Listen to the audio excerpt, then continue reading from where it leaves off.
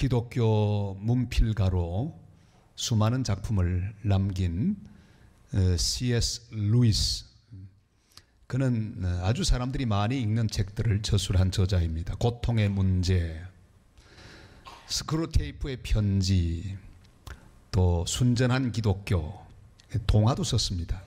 나니아 연대기, 이런 책들을 써서 모든 세계 기독교인들의 사랑을 받습니다. 특히 그의 글은 무신론자들에게 많은 사랑을 받았습니다. 딱히 하나님에 대하여 많이 말하지 않고 있지만 읽다 보면 자연스럽게 하나님을 만나게 하는 그런 내용들이 많이 있습니다. 그래서 그를 무신론자의 사도라, 이런 제목으로 부르기도 합니다. 그런데 그에게는 심한 고통이 있었습니다. 그의 박수갈채, 성공, 사람들의 존경 이면에 있는 쓰라린 아픔이 있었습니다. 그의 아내가 암에 걸렸습니다. 죽어가고 있었던 그런 아픈 경험을 했습니다. 이런 아내를 보면서 그는 하나님을 원망했습니다. 하나님 살아계시면 왜 내 아내가 이렇게 고통당합니까? 그러나 그 아내는 슬픔과 고통을 이기고 기뻐하는 모습을 보여주었습니다. 루이스는 그것을 보고 아내가 하나님 품 안에 있는 것을 확신했다고 합니다. 마지막으로 아내가 그를 떠나면서 말합니다. 나는 하나님과 함께 평화롭습니다. 루이스는 사람들에게 존경받고 박수갈채를 받을 때보다도 오히려 이 고통의 10년 가운데 더 빛난 하나님의 영광을 볼 수 있었습니다. 예수님께서 어린 나귀를 타시고 예루살렘 성에 입성하실 때 사람들은 호산나를 부르면서 환호했습니다. 환영했습니다. 손에 승리를 상징하는 종려나무 가지를 높이 들었습니다. 자기들의 겉옷을 벗어서 주님 앞길에 깔았습니다. 이건 아름다운 봄에 꽃을 뿌리는 것보다 더 열렬한 환영의 모습이라고 볼 수 있습니다. 최고의 환영, 최대 존경이었습니다. 그러나 주님은 그것을 보고 영광스럽다 말하지 않으셨습니다. 좋아하지도 않으셨습니다. 왜냐하면 사람들이 어떻게 변할 것을 알고 계셨기 때문입니다. 이제 얼마 안 있으면 사람들은 십자가에 못 박아 죽이소서 이렇게 고함 지르는 폭도로 변할 것을 주님은 알고 계셨습니다. 드디어 예루살렘 입성을 다 마쳤습니다. 사람들도 다 떠나갔습니다. 바로 그런 시점에 주님 말씀합니다. 인자가 영광을 얻을 때가 왔도다. 우리 23절 말씀 같이 읽겠습니다. 예수께서 대답하여 이르시되 인자가 영광을 얻을 때가 왔도다. 우리는 주님의 뒤를 따르는 제자로서 언제가 바로 우리가 하나님께 영광을 제대로 돌릴 때인지를 알아야 합니다. 박수갈채를 받고 스포트라이트가 나에게 막 쏟아지고 성공을 얻을 때가 아닙니다. 물질을 얻어 부한 자리에 오르게 된 때도 의미하지 않습니다. 인기를 얻을 때도 아닙니다. 그러면 언제입니까? 주님 그것을 잘 말씀하고 계십니다. 하늘에 밀로 떨어져 죽을 때, 그때가 바로 우리 주님 영광을 받을 때.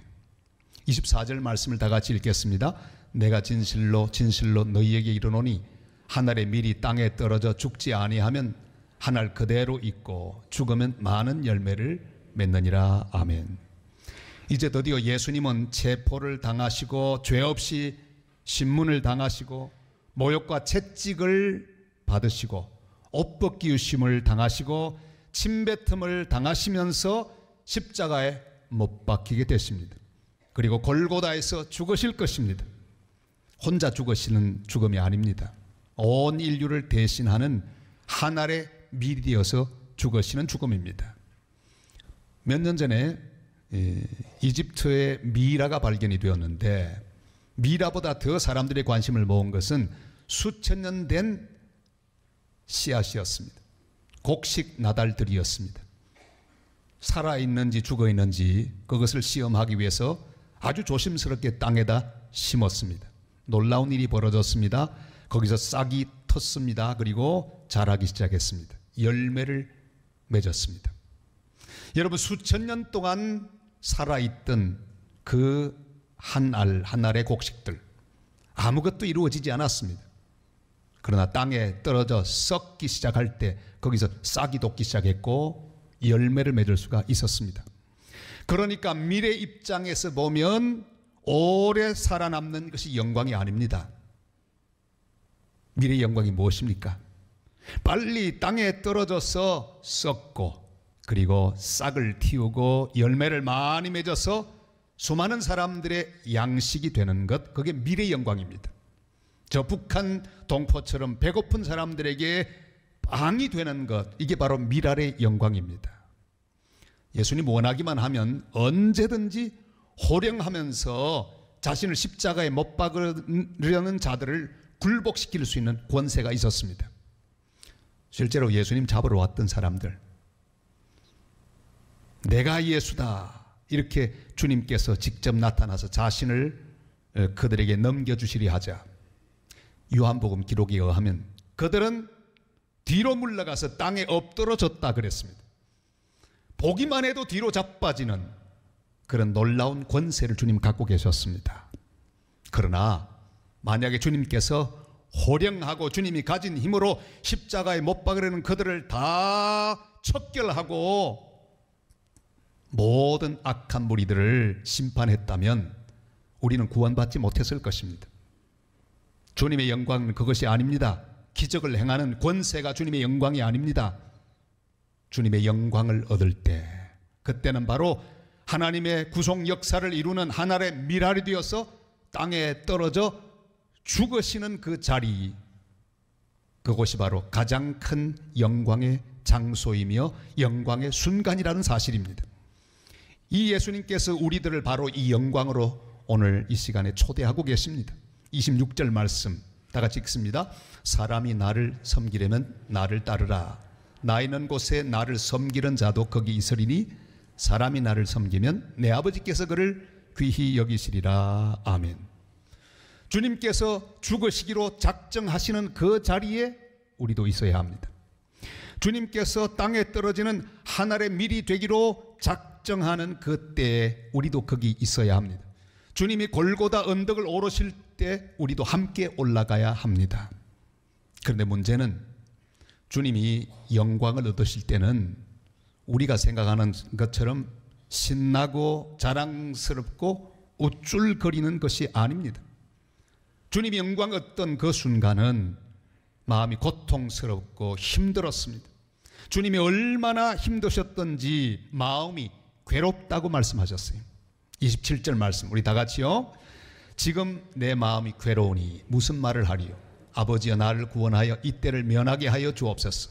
그러나 내가 이를 위하여 이때 왔나이다. 아멘. 옛날 성경은 내 마음이 민망하니 그렇게 기록하고 있죠.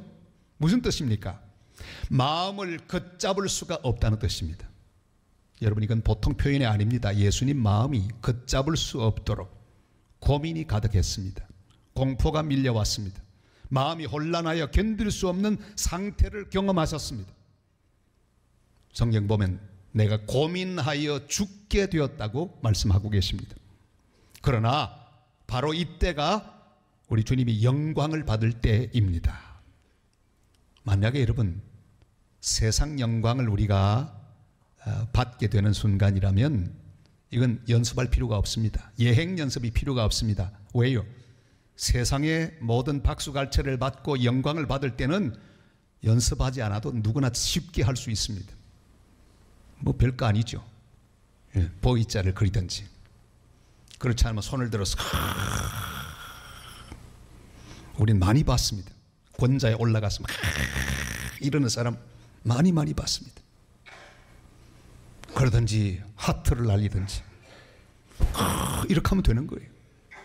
우리 다 그건 할 수 있습니다. 잘난 척하면 그만입니다. 그러나 주님께서 영광 받으시는 때는 그게 아닙니다. 괴롭습니다. 분을 싸게 합니다. 힘듭니다. 억울함을 참아야 합니다. 회피하고 싶은 마음도 극복해야 합니다. 우리 주기철 목사님이 신사참배를 반대하시다가 일경에 의해서 입건되십니다. 많은 고통을 겪습니다. 고문도 당하고 회유도 당하셨습니다. 한 번은 일본 경찰이 막 고문을 하다가 작전을 바꿨습니다. 집으로 돌려보냈습니다. 드디어 주 목사님이 집으로 돌아오셨습니다. 문을 두드립니다. 그런데 문 안에 있는 오정모 사모님 딱 한마디 합니다. 승리요? 그 말이 뭡니까? 혹시 신사 참배하고 풀려난 거 아니냐 그 말이. 만약에 그러면 문 안 열어주겠다 그 말이에요. 주 목사님 말씀합니다. 승리요. 그제야 문이 열렸습니다. 내일 밤부터는 그 손자께서 오셔서 우리에게 말씀해 주실 거예요. 생생한 말씀을 우리는 듣게 될 것입니다. 사랑하는 여러분, 아무리 마음이 괴롭고 힘들어도 우리는 타협할 수 없습니다. 주님이 십자가 지고 있는 곳에서 나 혼자 도망가면 안 됩니다.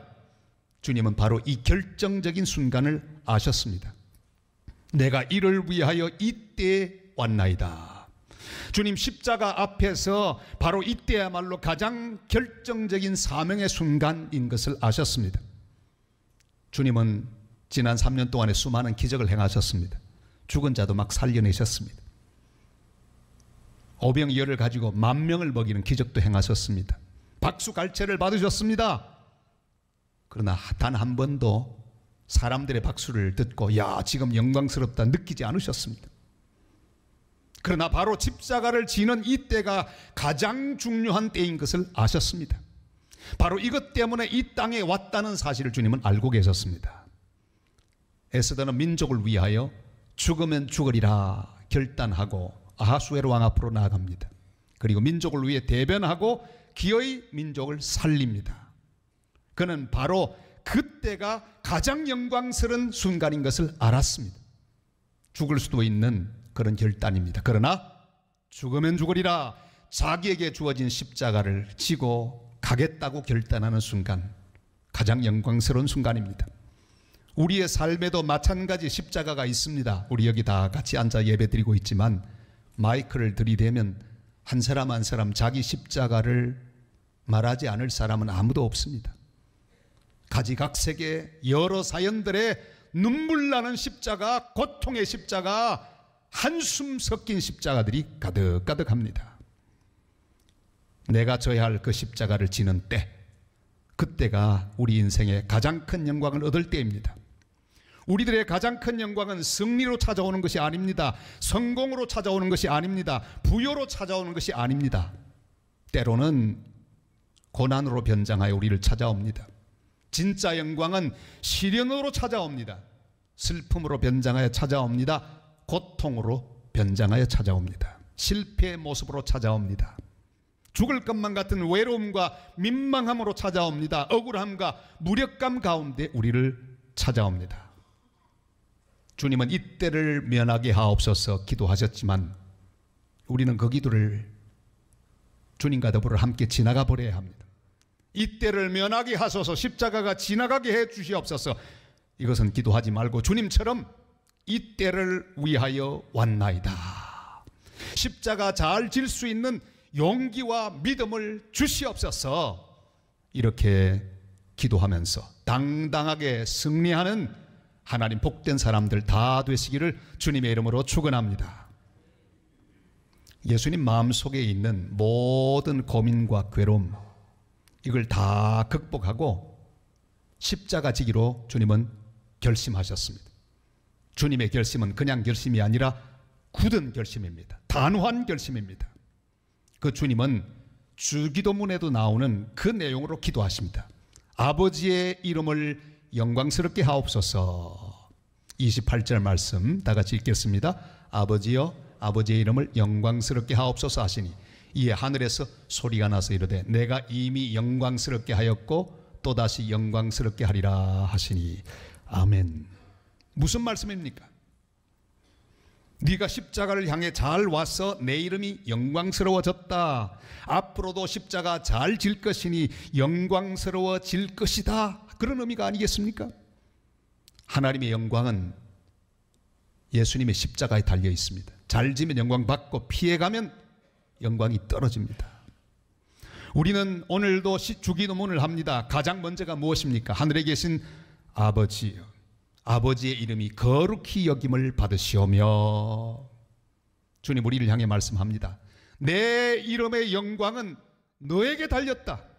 네가 십자가 잘 지면 내가 영광 받는다. 그러나 네가 도망가고 죽지 못하면 내 영광은 사라진다. 주님 그렇게 우리에게 말씀하고 있습니다. 십자가는 하나님께 영광이 됩니다. 우리 하나님의 용서와 구원이 사람들에게 임하고 그들이 구원받기 때문에 십자가는 하나님의 영광입니다. 그뿐 아니라 그 거룩한 구속 역사를 이루는 예수 그리스도, 그분 우리 주님에게도 영광이 됩니다. 주님의 십자가의 죽음이 하나님의 뜻을 이루니까 예수님에게도 영광이 됩니다. 그 놀라운 십자가, 그것은 우리에게 주님이 주시는 은혜와 평강과 구원이 됩니다. 십자가는 우리의 자랑이요 기쁨입니다. 할렐루야. 이 십자가는 하나님께도 영광이 되고 예수님에게도 영광이 되고 우리 모두에게도 자랑이 되고 기쁨이 됩니다. 성경에 예수님의 사역에 대해서 하나님이 직접 음성으로 화답하시는 대목이 3번 나옵니다. 먼저 세례 요한에게 세례를 받으실 때 하늘에서 음성이 들려오지 않습니까? 세상 죄를 지고 가는 하나님의 어린 양으로서 그가 십자가를 향해 나아가는 첫 걸음을 내디딜 때 우리 하나님 기뻐하셨습니다. 이는 내 사랑하는 아들이요 내 기뻐하는 자다. 그리고 우리 주님께서 변화산에 올라가셔서 모세 엘리야와 더불어 대화를 나누십니다. 바로 십자가를 결정하는 놀라운 회의 자리. 바로 그때도 제자들에게 주님 말씀하죠. 이는 내 사랑하는 아들이요 내 기뻐하는 자니 너희는 저의 말을 들으라. 그리고 오늘 본문에 나옵니다. 십자가 질 결심을 하실 때 하나님이 음성으로 응답하십니다. 내가 이미 영광스럽게 하였고 또 영광스럽게 하리라 응답하셨습니다. 예수님은 광야에서 마귀에게 시험을 받으실 때도 그 이슈는 간단합니다. 사탄은 십자가 지지 못하도록 방해하는 거예요. 주님 당신이 가지신 그 권세와 능력으로 십자가 말고 그 권세로 돌을 떡으로 만들어서 그 기적적인 능력으로 사람들을 먹이고 그래서 인기를 다 얻어서 그렇게 구주가 되는 게 어떻습니까? 그 말이에요. 그러나 주님은 십자가를 선택합니다. 사람이 떡으로만 살 것이 아니라 하나님 말씀으로 살 것이니라. 오직 주 여호와 하나님만 경배하라 하셨느니라. 사탄아 물러가라. 십자가의 길을 가로막는 사탄을 주님께서는 물리치시고 십자가를 향한 행군을 계속하셨습니다. 베드로가 십자가 지지 말라고 달콤하게 인정을 가지고 주님의 마음 감성에 호소하면서 주님 십자가 지지 마십시오. 그때도 주님 말씀하셨습니다. 사탄아 네가 나를 넘어지게 하는 자로다. 십자가를 향한 질주를 계속하셨습니다. 겟세마네 동산에서 자신 속에 있는 두려움과 고민을 주님은 기어이 이기셨습니다. 그리고 십자가 행을 결정하셨습니다. 십자가 위에 못 박혀 계신 동안에도 내려갈 수 있는 가능성이 있었습니다. 사람들이 거기서 내려오라 너를 구원하고 우리도 구원하라고 말했을 때 주님은 끝까지 십자가 위에 머무르기로 결심하셨습니다. 그리고 기어이 다 이루었다 말씀하시고 피 흘리고 돌아가셨습니다. 그리고 하나님의 이름을 영광스럽게 하셨습니다. 하나님의 영광은 바로 내가 오늘 지고 있는 이 십자가에 달려 있습니다. 내가 십자가를 회피하면 하나님의 영광은 가려지고 나타나지 않습니다. 내가 십자가를 지고 하늘의 미랄처럼 죽으면 하나님의 영광이 드러납니다. 매일매일 하나님이 내 몫에 태워주신 그 십자가 내가 잘 지고 가면 하나님 영광 받고 그 십자가 내려놓고 도망가면 하나님의 이름은 욕을 먹습니다. 한 성공 가도를 달려갈 준비가 되어 있던 목사님 계셨습니다. 그는 인생의 계획을 아주 잘 세웠습니다. 신학교를 졸업하고 군목이 되어서 3년 동안 복무하고 그 다음에 유학을 갔다 와서 잘 준비한 다음에 큰 교회 목사가 되는 이런 성공 가도 향하는 그런 계획을 세우고 있었어요. 군목이 되었습니다. 군목 시험은 대단히 어렵습니다. 요즘은 군목을 사시, 고시 수준의 군시라고 하죠. 참 어렵습니다. 우리 교단이 군목 시험에서 항상 제일 많은 합격자를 배출하고 있습니다만, 그런데 장교가 되었어. 중위가 되어서 이제 그 훈련을 받습니다. 훈련 받는데 문제가 생겼습니다. 그만 고관절이 부러지고 말았습니다. 군의관이 말합니다. 내가 볼 때 10중 8구는 수술 받아도 당신은 평생 동안 다리를 절고 다닐 장애인이 될 것입니다. 그는 대기실에서 하나님을 찾았습니다. 왜? 자기 계획이 다 잘못되었기 때문에 통곡이 터졌습니다. 다급하게 통곡하다가 그는 자신 속에 있는 욕망을 보았습니다. 죄를 보았습니다. 그는 하나님을 이용해서 성공의 길로 가려는 자신의 마음을 알아차렸습니다. 그 속에 있는 인간적인 야심을 보았습니다. 통에 자복하면서 그는 자신의 다리를 하나님 앞에 다 드렸습니다. 자신의 계획도 몽땅 다 드리고 말았습니다. 여러분, 그것이 얼마나 중대한 결정이었습니까? 진짜로 하나님은 그가 학부만 졸업하고, 보통 요즘 목사님들은 거의 다 대학 졸업한 후에 3년 동안 MDiv를 합니다. 교역학 석사를 합니다.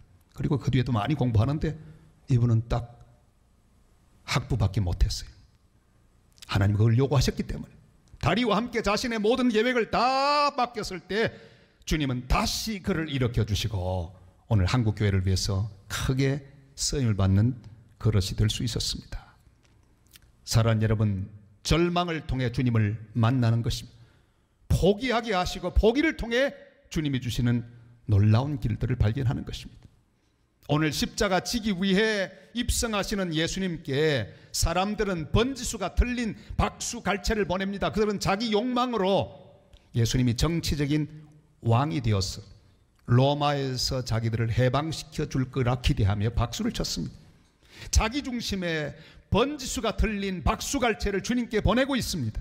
잘못된 영광입니다. 사랑하는 여러분, 이런 이스라엘 백성들처럼 우리 마음속에 잘못된 영광이 얼마나 많이 자리 잡고 있습니까? 주님을 믿어 성공과 번영과 건강만을 바라는 빗나간 영광이 아닌지를 묵상하는 시간이 되시기를 바랍니다. 이것을 흔히 번영신학이라고 하죠. 예수 믿고 내가 복을 받고 잘되고 건강하고 자식도 잘되고 들어가도 복을 받고 나가도 복을 받고 그저 내가 누리는 것에만 관심을 가지고 있는 신학, 번영신학입니다. 주님 말씀합니다.